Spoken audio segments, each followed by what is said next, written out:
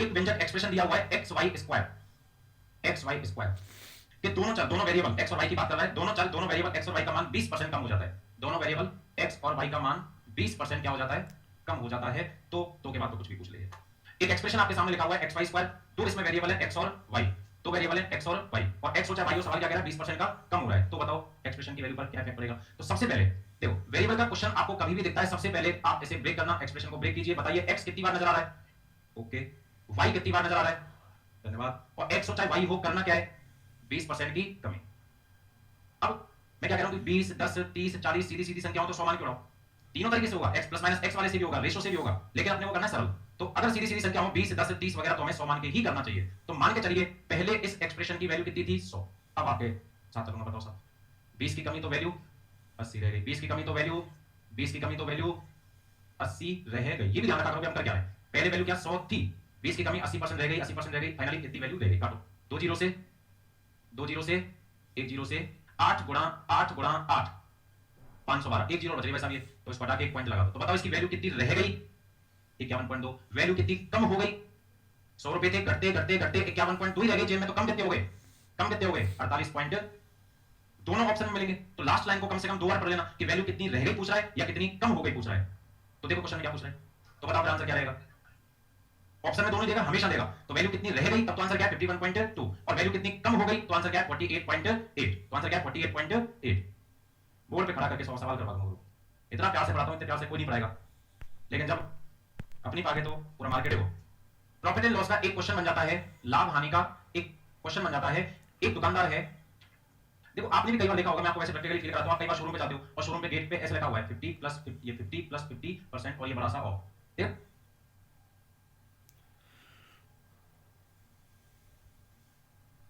तो नहीं देते ना। इसका मतलब क्या है कि जो भी आर्टिकल की प्राइस है पहले तो 50% डिस्काउंट यानी आधा कर देंगे, मान लो 600 रुपए एमआरपी लिखी हुई है, तो पहले तो 50% डिस्काउंट 300 कर देंगे, फिर वापस 50% डिस्काउंट कितना कर देंगे। तो अब यूं समझो कि एक कोई शॉपकीपर है और वो 20% के 3 क्रमवार छूट, कोई बट्टा कहते हैं ना डिस्काउंट, 20% के 3 क्रमवार बट्टे consecutive discount, a shopkeeper offer 3 consecutive discount of 20%, एक शॉपकीपर 20% के 3 क्रमागत छूट क्रमागत बट्टे देता है, तो बताओ तीनों डिस्काउंट देने के बाद में उस वस्तु की कीमत कितनी रह जाएगी 51.2, वस्तु की कीमत कितनी कम हो जाएगी 48.8, सेम आंसर रहेगा, कोई एक लाइन का, ठीक है। अच्छा एक क्वेश्चन ये तो खैर नहीं बन सकता, अपने प्रॉफिट लॉस है नहीं, पर एक क्वेश्चन रेशो में कहीं ना कहीं बन सकता है कि देखो सुनो, एक शुद्ध दूध से भरा हुआ बर्तन, एकदम 100% दूध को वाइट बनाओ, शुद्ध दूध, पानी की एक बूंद नहीं है इसमें, ठीक है, एक शुद्ध दूध से भरा हुआ बर्तन है, पानी की एक बूंद भी नहीं है, और घर वालों ने माताजी ने कहा कि कोई हाथ नहीं लगाएगा, आज सुबह कोई त्योहार वगैरह है तो इसका कुछ मावा मिठाई बनाएंगे, और माताजी ये कहकर 8 बजे सो गई, 9:30 पौने 10 बजे के आसपास आप चुपचाप गए, इसमें से 20% आपने निकाला, पिया, और किसी को कानो कान खबर नहीं हो, पानी मिला दिया फुल, 11:30 बजे से दूसरा गया, उसने कहा फुल भरा हुआ है, किसी ने नहीं पिया, तो अपने एक से क्या फर्क पड़ेगा, तो 20% निकाला, पिया, और किसी को कानो कान खबर नहीं हो, फिर से फुल, तीसरा कोई 1:30 बजे कोई इंस्टाग्राम से फ्री हुआ, और फिर उसने कहा कि यार फुल भरा हुआ है, किसी ने हाथ नहीं लगाया, 20% अपने इसके ही फर्क पड़े, 20% निकाला, पिया, और पानी फुल, सो गया।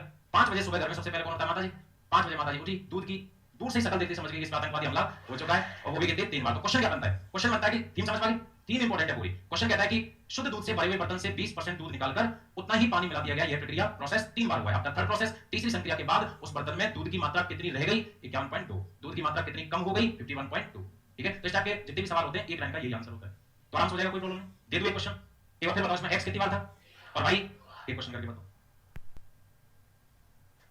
एक एक्सप्रेशन दे रहा हूं आपको x क्यूब y स्क्वायर, दोनों वेरिएबल x और y, x में तो 25% की कमी और y में 20% की कमी करने पर बताओ एक्सप्रेशन की वैल्यू, आपको बताना है एक्सप्रेशन की वैल्यू कितनी कम हो जाएगी। Variable x decrease by 25% and variable, आपने किया होगा, बताइए सब, x कितनी बार 3 बार, और y x में कितने की कमी करनी है, तो 25 की कमी करनी है भाई साहब 3 बार, y में कितनी कमी करनी है 20 की कमी 2 बार। मान लीजिए पहली वैल्यू कितनी 100, 25 की कमी वैल्यू 75 रह गई, 25 की कमी वैल्यू 75 रह गई, 25 की कमी वैल्यू 75 रह गई, 20 की कमी 80 रह गई, 20 की कमी 80 रह गई। एक लाइन में कितनी भी हो, ये एक लाइन में सॉल्व करो, काटना पीटना कर लिया आपने, 25 से 3 4 3 4 3 4, 2 जीरो से, इन 2 जीरो से 4 गुणा 4 गुणा 4 64, 64 से ये 64 चला जाएगा, बचा क्या 3 गुणा 3, तो अगर पूछे पहले वैल्यू 100 थी, घटते घटते घटते घटते 27% रह गई, अगर पूछे वैल्यू कितनी रह गई 27, लेकिन अगर पूछे वैल्यू कितनी कम हो गई तो 100 रुपए थे, अब 27 रह गए, तो कितने कम हो गए? 73% कम हो गए। ठीक है, अच्छा अच्छा चलो एक बात बताओ, अगर ये क्वेश्चन होता एक व्यंजक x cube Y square Z के दो वेरिएबल x और y को 25 और 20% डिक्रीज किया गया, तो अब बताओ, दोबारा बोल रहा हूं, एक expression x cube Y square Z के दो ही वेरिएबल में चेंज किया है, x और y में 25 की कमी और 20 की कमी, तो बताओ अब इस एक्सप्रेशन की वैल्यू कितनी कम हो जाएगी? सेम आंसर रहेगा, उसने x और y में चेंज किया तो तेरे से कोई मतलब नहीं है। अगर ये क्वेश्चन हो एक expression 6x cube Y square में बोला और इस तरीके से फालतू की बातें करेगा आगे, ठीक है, इससे कोई फर्क नहीं पड़ेगा, उसने x और y में चेंज किया तो आपको x और y ही देखना है, साथ में 6 5 4 कंफ्यूज करने के लिए आजा, अपने को कोई मतलब नहीं। समझ में आ गया? अब देखो सुनो, नोट कर लिया? अब लिखो आप, एक गन, गन समझते हो, रीजनिंग पढ़ा होगा, क्यूब एंड डाइस वाला।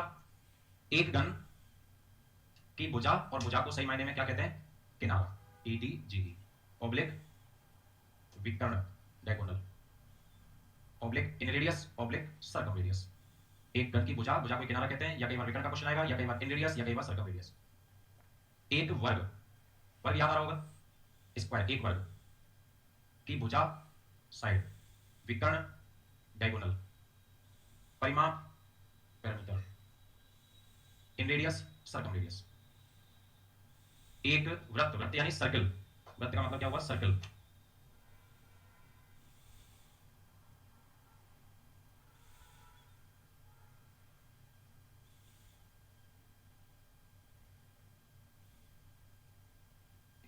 वृत्त सर्कल, एक वृत्त की त्रिज्या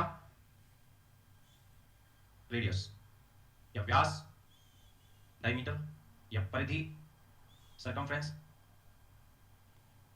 फिर फिक्स एक लाइन है इसकी मैं, और सिंपल सी लैंग्वेज यूज करेगा, 20% वृद्धि होने पर क्षेत्रफल एरिया पर क्या प्रभाव पड़ेगा? Effect on the area. जितनी लैंग्वेज बन सकती है वो सब मैंने लिख दी है, कंफ्यूज करने के लिए जितने शब्द यूज कर सकता है वो सब बोर्ड पे है, इनके अलावा एक सिंगल वर्ड उसके पास में नहीं है।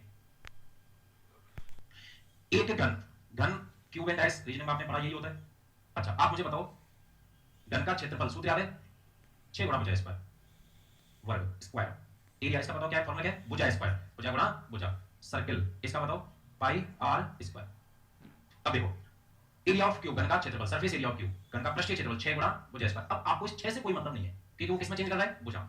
और बताओ अभी आपको क्लियर दिख रहा होगा, बताओ भुजा कितनी बार काम में आ रही है, तो बस उस परसेंटेज को आप 2 बार काम में ले लेना, 20 की वृद्धि 20 की वृद्धि, बस कितना से कहना चाह रहा हूं, कुछ नहीं।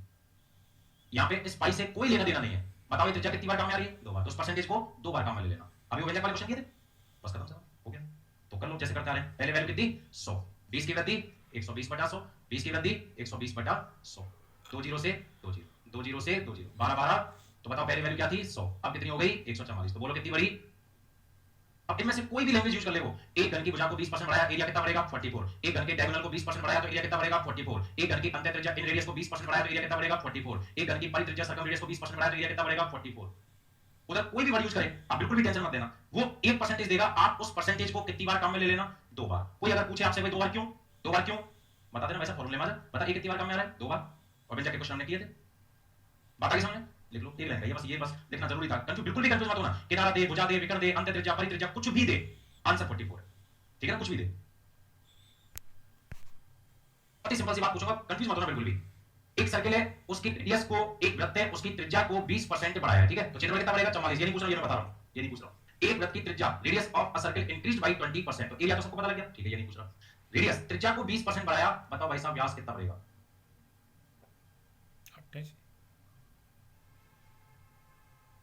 त्रिज्या को 20% बढ़ाया, बताओ भाई साहब व्यास कितना बढ़ेगा? कितना बढ़ेगा? मैं बार बार कह रहा हूं, बिल्कुल कंफ्यूज मत होना, ये सब आपस में भाई बहन है। यू मत सोचना अच्छा व्यास तो बेटा बचपन में दोगुना हुआ करता था, तो 20 का दोगुना 40, जा सिमरन पहुंच कर, कतई नहीं करना, ठीक है? समझ गए ना आपको? ये बिल्कुल भी नहीं करना कि बचपन में तू दोगुना हुआ करता था एक टाइम पे, तो जा 20 का डबल 40, ये सब भाई बहन है। देखो त्रिज्या क्या होती है? r, डायमीटर क्या होता है? व्यास क्या होता है? 2r। इस 2 से कोई मतलब नहीं है, r एक ही बार काम में आ रही है, r एक ही बार काम में आ रही है, तो इसका आंसर कितना रहेगा बताओ? 44, ठीक है? इनमें से कुछ भी दे दे, एरिया पर क्या इफेक्ट पड़ेगा? 44। तुम क्या बस्ते काम बंद कर रहे हो? डेली एक चीज छुड़वा देते हो, डेली एक चीज और समझा रहे हो। अरे भगवान, कल भी एक चीज छूट गई थी, जैसे आप यही पढ़ लो, क्वेश्चन नंबर 37। 37 क्या कह रहा है? एक घन की प्रत्येक भुजा को कितना बढ़ाया? 10% बढ़ाया, तो क्षेत्रफल में क्या प्रभाव? हो जाएगा आराम से। तो बताओ पहले की वैल्यू कितनी? 100, 10 की वृद्धि इसे कितनी बार काम में लूं? 2 बार। क्यों काम में लूं 2 बार? क्योंकि भाई साहब घन का क्षेत्रफल होता है 6 गुणा भुजा स्क्वायर, और भुजा कितनी बार काम में आती है, इसलिए भाई साहब आपको 2 बार काम में लेना पड़ेगा। 110/100, 2 0 से 2 0, 2 0 से 2 0, 11 11, तो बताओ 100 से 121 हो गया, तो कितना बड़ा? एकदम सिंपल है, कोई प्रॉब्लम? नोट कर लो। 38 और करते हैं, इसी का भाई है, इसी का भाई है। किसी घन के सतह के क्षेत्रफल सरफेस एरिया में कितना परसेंट वृद्धि होगी यदि प्रत्येक भुजा को क्या किया है? 2 गुना। प्रत्येक भुजा को 2 गुना। इस बार जो घन की भुजा है वो क्या कह रहा है? प्रत्येक भुजा को किया है भाई साहब डबल, 2 टाइम्स, 2 गुना। वही आ रहा हूं मैं दोबारा। घन का क्षेत्रफल क्या होता है? 6 गुना भुजा स्क्वायर। भुजा कितनी बार काम में आ रही है? 2 बार, तो 10% को 2 बार। या फिर परसेंट ना देके 2 गुना, 3 गुना, 2 टाइम्स, 3 टाइम्स इस तरह की बात करेगा और पूछेगा बताओ भाई साहब क्षेत्रफल एरिया पे क्या प्रभाव? फिर से सूत्र में आओ, बताओ भाई साहब भुजा का क्या हो? क्षेत्रफल का सूत्र है। बताओ भाई साहब भुजा का क्या हो रहा है? स्क्वायर हो रहा है, क्यूब, वर्ग हो रहा है, घन? बताओ भुजा का क्या हो रहा है? तो बस खत्म कहानी। तो क्षेत्रफल के लिए आप भी स्क्वायर कर देना, ठीक है? भुजा 2 गुना, तो क्षेत्रफल स्क्वायर कर दो, स्क्वायर कर दो, बस कितना हो जाएगा? 4 गुना। चलो बताओ, अगर ये कहता 38, अगर ये कहता प्रत्येक भुजा को 3 गुना, बताओ अगर ये 3 गुना तो 3 का स्क्वायर, तो क्षेत्रफल 9 गुना। अगर ये कहता 4 गुना तो 4 का स्क्वायर। अरे समझ यार, शुरू से देखो दोबारा। परसेंटेज की बात करें तो इस परसेंटेज को कितनी बार काम में लोगे? 2 बार। क्यों? क्योंकि सब भुजा कितनी बार आती है? 2 बार। परसेंटेज ना कहके ऐसे गुना वगैरह कहे तो आपको क्या करना है बताओ? स्क्वायर, वर्ग करना है, ठीक है ना? तो क्षेत्रफल के लिए आप भी क्या कर देना? वर्ग कर देना। बताओ ये 5 गुना तो क्षेत्रफल 25 गुना, ये 6 गुना तो क्षेत्रफल, आगे समझ में? तो क्षेत्रफल 4 गुना हो गया आपका। क्षेत्रफल कितना? 4 गुना हो गया। मतलब भाई साहब समझ नहीं आया 4 गुना हो गया क्या मतलब है? भाई साहब पहले 100 था, 4 गुना 400 हो गया, ये है। अच्छा ठीक बात है। 4 गुना 100 से 400 हुआ, 100 से 400 हुआ, कितना बड़ा? करो नोट, बी ऑप्शन।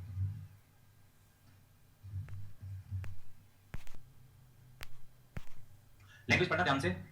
किसी वस्तु के मूल्य में R% की वृद्धि कर दी गई है। एक कोई आर्टिकल है, उसकी प्राइस को पहले R% क्या किया है? इंक्रीज किया है। बाद में नए मूल्य में R% कमी कर दी गई है। पहले तो R% बढ़ाया, फिर कोई बात बिगड़ गई होगी, तुरंत R% कम कर दिया। अब वस्तु का मूल्य 1 रुपए, अब वस्तु का मूल्य 1 रुपए, ठीक है कोई।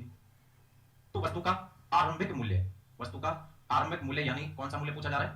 पुराना मूल्य, इनिशियल प्राइस आपसे पूछी जा रही है। एक लाइन में सॉल्व करना है आपको। ये हुआ क्या है? पता नहीं कितनी थी कीमत, तो वही पूछ रहा है, पता नहीं कितनी थी। पहले आपने R% इंक्रीज की, फिर कोई प्रेशर आया तो R% डिक्रीज कर दी, कंसेक्यूटिव चेंजेस हुए, R increase then again R decrease, और अब वस्तु का मूल्य कितना है? 1 रुपए है। अब वस्तु का मूल्य कितना है? 1 रुपए। तो पुराना वाला मूल्य, प्रारंभिक मूल्य, इनिशियल प्राइस आपसे पूछी जा रही है। अभी प्रेजेंट में, अब मतलब प्रेजेंट में अभी वस्तु की प्राइस, आर्टिकल की प्राइस कितनी है? 1 रुपए। आपसे इनिशियल प्राइस आपसे पूछी जा रही है। मैंने आपको परसेंटेज की चौथी 5वीं क्लास में याद करो, वो इंक्रीज डिक्रीज वाला टाइप,